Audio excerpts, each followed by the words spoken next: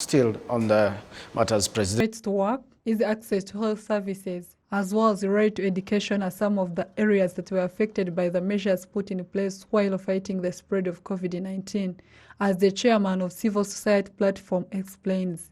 We need to appreciate that the government has done a lot for the last 27 years. It has built institutions. As we all know, they inherited the failed state, but in the last 27 years, they've done a great job building institutions, training human resources. But there's a lot that needs to be done, educating the society so that they can understand their rights, but also making sure that the duty bearers respect people's rights.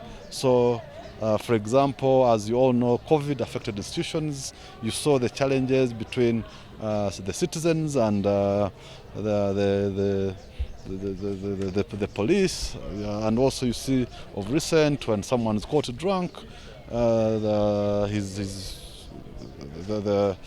they are punished severely, but that has to be done within the laws and within the respect of human rights. So those are where there's a need for improvement so that we can live a life that respects the rights of each and every citizen.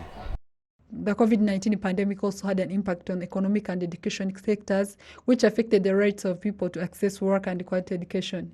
Officials at the National Commission for Human Rights appreciate the effort of the government. They believe certain measures should continue to be implemented in order to mitigate the effects of the pandemic.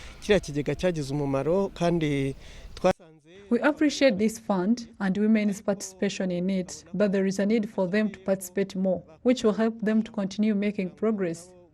We appreciate the measures put in place like 12-year basic education system, most especially the school feeding program, because it helps them to focus on their studies, and we recommend that the government increase its sensitization efforts so that the parent understands that their contribution can help their children to study well.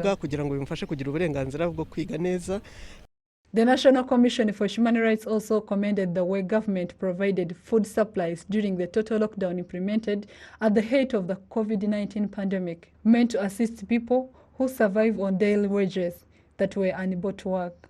The UN resident coordinator in Rwanda appreciates the measures the government adopted to ensure the wealth of citizens.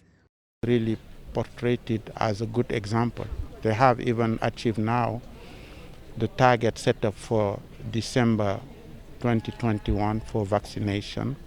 Of course, we need to continue Sindahoka, Kumera, Kumuheto, this aspect. We also thank the government for the Economic and Recovery Plan and Economic Recovery Fund.